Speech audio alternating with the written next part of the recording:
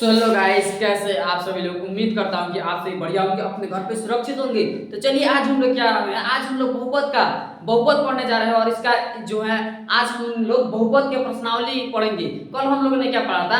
कल हम लोगों ने उसके बेसिक क्लास पढ़ा था, बहुपद के बारे में पढ़ा था, बहुपद का बेसिक क्लास पढ़ा था। आज हम लोग क्या करेंगे? प्रश्नावली को हल करेंगे। कल हम लोगों ने क्या पढ़ा था? कल हम लोगों ने पढ़ा था चर क्या होता है, अचर क्या होता है, पद क्या होता है, बहुपद क्या होता है और बहुपद के टाइप्स के बारे में हम लोगों ने पढ़ा था। आज हम लोग क्या पढ़ेंगे?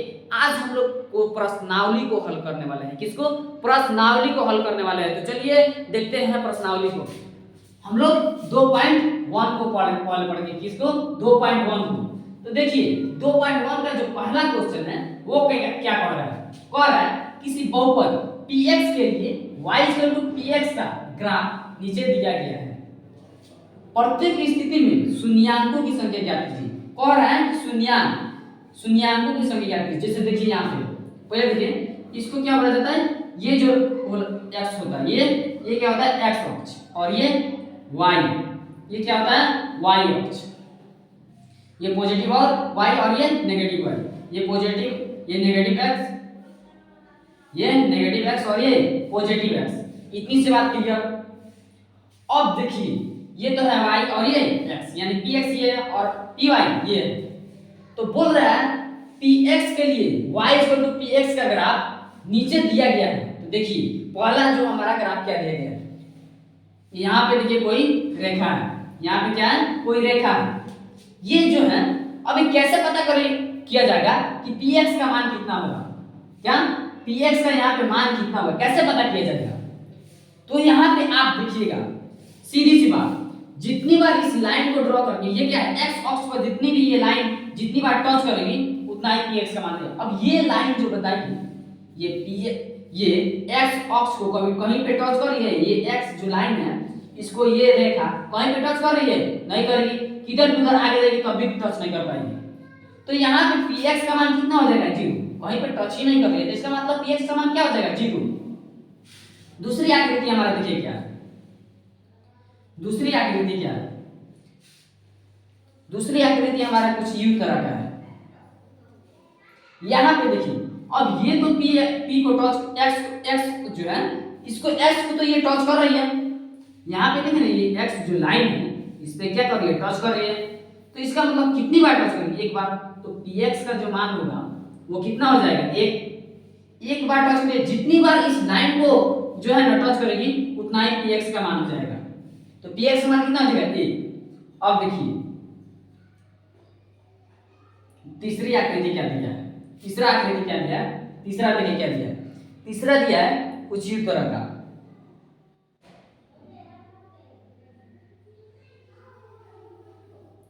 तीसरा इस टाइप का दिया है। तो देखिए ना, ये x को कितनी बार टच करिए, ये जो रेखा टेढ़ी मेढ़ी बनी है ये x को कितनी बार टच करिए? 1, 2 और एक यहाँ पे टच करिए। इन्हीं तीन, एक यहाँ पे, एक यहाँ पे और एक यहाँ पे, 3 जगह ना टच करिए। यानी px का मान कितना हो जाएगा? px कितना हो जाएगा? 3। कितना हो जाएगा? 3 हो जाएगा। तो ये जितनी बार इस लाइन को टच करेगी उतना ही क्या हो जाएगा? आंसर। px का मान कितना हो जाएगा? बताइए। शून्यांक कितना हो जाएगा? जितनी बार ये जो लाइन है x अक्ष इस पे जितनी बार टच करेगी उतना ही क्या हो जाएगा? px का मान हो जाएगा, यानी शून्यांक हो जाएगा। इतनी सी बात क्लियर है। चलिए हम लोग आगे बढ़ते हैं। अब हम लोग क्या करते हैं? प्रश्नावली 2.2 देखते हैं। ये उम्मीद है कि ये जो प्रश्नावली वो सब बन जाएगा, एकदम इजी है। अब हम लोग क्या चलते हैं? प्रश्नावली 2.2 की तरफ चलते हैं। अब देखिए, अब हम लोग 2.2 पढ़ते हैं। 2.2 पढ़ने से पहले कुछ फार्मूला पे ध्यान देंगे। वो फार्मूला क्या है? देखिए एक नंबर में फार्मूला क्या है? फार्मूला है alpha plus beta equal to minus b बटा ए। ये अब अल्फा और बीटा क्या है और माइनस बी और ए क्या है, ये बी और ए क्या है इसके बारे में जानते हैं। जैसे यहाँ पे देखिए कोई एक समीकरण दिया गया है 2x² - 4x + 2। अब यहाँ पे देखिएगा x स्क्वायर का गुणनखंड क्या है? 2 है। यानी x स्क्वायर के बगल में या जो भी चर का स्क्वायर होगा उसके बगल में जितनी भी डिजिट होगी वो क्या हो जाएगा? वो हो जाएगा a। क्या हो जाएगा? a। यानी x स्क्वायर के बगल में जो होगा उसको क्या बोला जाता है? a। सिंगल जहां पे x होगा, x के गुणनखंड को क्या बोला जाता है? x के गुणनखंड क्या बोला जाता है? तो b। तो b का मान यहाँ पे क्या है? -4। और जो अचर होता है, जो सिंगल होता है, जो एबीसीडी के जो चर के साथ नहीं जुड़ा होता है, उसको क्या बोला जाता है?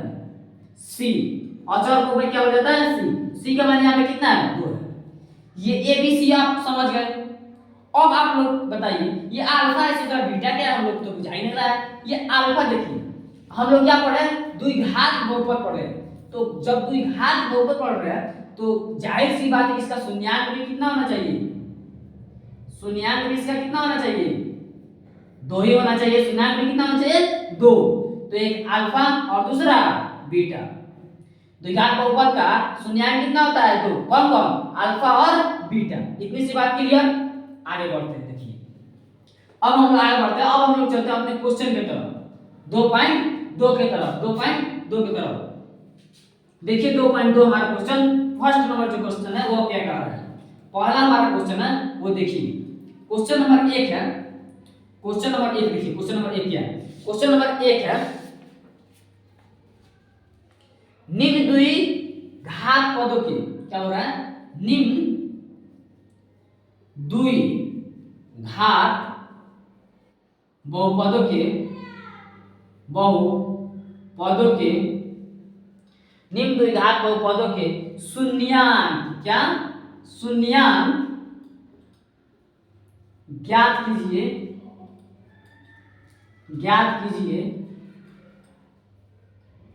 शून्यांक ज्ञात कीजिए। क्या? शून्यांक ज्ञात कीजिए और शून्यांक को, और क्या बोल रहा है? और शून्यांक को तथा गुणांकों, शून्यांकों तथा गुणांकों के बीच संबंध की सत्यता की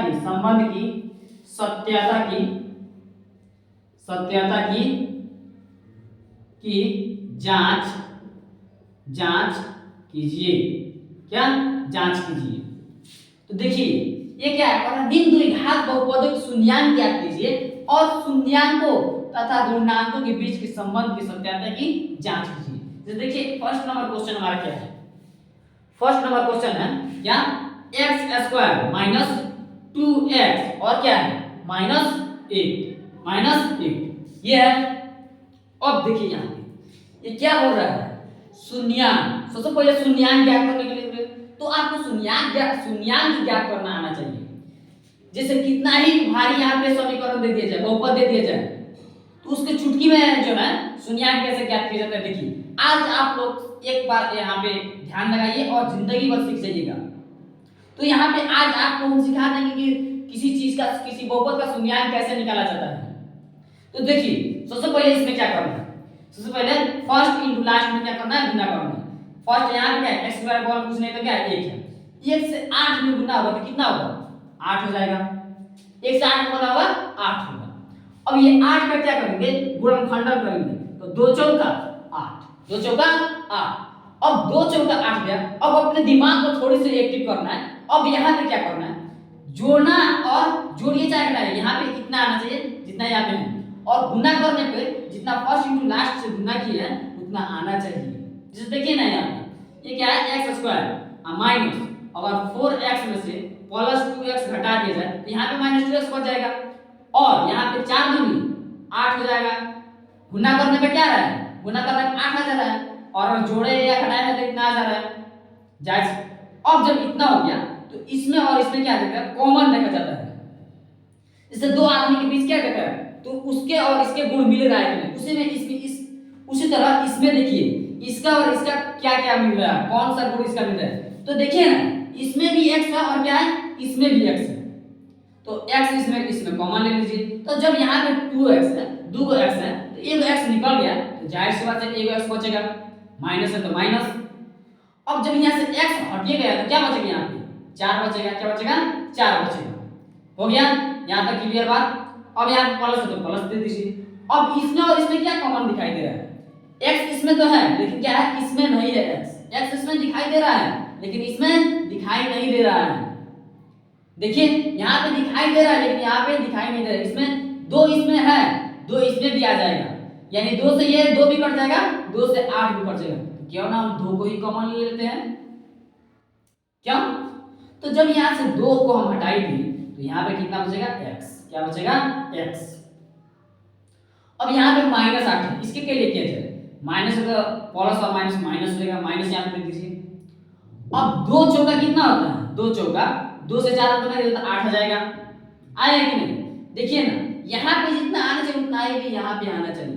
तो एगो क्या है, एगो क्या है, एगो इसको और इसको बॉडी वाला को एक जगह, एगो इस दोनों में से कौन है एगो लिख दीजिए x - 4। इतनी से बात क्लियर। अब देखिए अब इसका शून्यांक ज्ञात कीजिए, x + 2 = 0। तो x इक्वल क्या हो जाएगा, ये इधर माइनस उधर जाएगा तो ये इधर क्या प्लस में उधर जाएगा तो -2। ये क्या है x - 4 = 0। यहाँ पे x इक्वल क्या हो जाएगा, ये इधर माइनस उधर जाएगा तो क्या हो जाएगा +4 हो जाएगा। इतनी सी बात हो गया, इतनी सी बात समझ में आई। अब देखिए अब क्या रहा है, जांच करने के लिए गुणांकों के बीच शून्याङ्कों के क्या बोल रहा है, शून्याङ्क ज्ञात कीजिए, ज्ञात हो गया। अब बोला शून्याङ्कों तथा गुणांकों के बीच के संबंध की सत्यापन की जांच कीजिए, यानी क्या अल्फा प्लस बीटा इक्वल क्या -b/a। देखिए ये क्या हो जाएगा, ये हो जाएगा अल्फा, अल्फा इक्वल क्या हो जाएगा -2 और ये एक शून्य क्या निकला 4, बीटा हो जाएगा 4। इतना सी बात क्लियर। अब देखिए यहाँ पे अब जांच किया जाए, क्या जांच कर रहे हैं। अब जांच किया जाए कि alpha plus beta equal to -b/a दोनों साइड बराबर आ रहा है कि नहीं। दोनों बराबर आ जाएगा तो जांच हो जाएगा। जैसे देखिए अल्फा का मान कितना है -2 और बीटा का मान कितना है +4 इक्वल टू -b का मान कितना है, b का मान इसमें देखिए ना क्या बोले हैं, x का गुणांक को b बोला जाता है। तो यहाँ पे क्या है -2 अब बटा a का मान कितना है, देखिए यहाँ पे a का मान 1 है। तो -2 + 4 कितना होता है -2 इक्वल टू ये -2 और +4 कितना होता है +2 और माइनस माइनस क्या हो जाएगा +2, दोनों साइड बराबर आ गया। अब देखिए अब गुणांक भी बोल रहा है अल्फा × बीटा = c/a, इतना हो गया।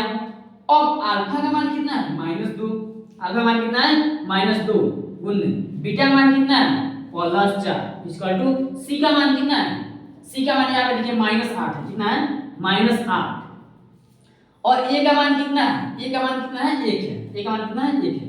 तो 4 तो ये कितना होता है प्लस माइनस माइनस रहेगा -8 और ये क्या है -8, दोनों साइड बराबर हो गया। तो ये हो गया 4 हो गया। ये क्वेश्चन जो क्या है बीबीआई है, ये क्या है बीबीआई, इसी टाइप के आपको क्वेश्चन दे देगा बोर्ड में। तो इसी तरीके से बनाना है, एकदम घबराना नहीं, इसी तरीके से एकदम। तो ये हमारा क्वेश्चन जो क्या गया सॉल्व हो गया। अब हम लोग जो क्या करते हैं अगला क्वेश्चन कल देखेंगे, क्या करेंगे अगला क्वेश्चन कल देखेंगे। तब तक के लिए हम क्या करते हैं इतना ही रहने देते हैं। अगर आपको ये वीडियो अच्छी लगे तो क्या कीजिए लाइक कीजिए, सब्सक्राइब कीजिए और इसको ज्यादा से ज्यादा शेयर कीजिए। तो चलिए तब तक के लिए यहीं पे रहने देते हैं।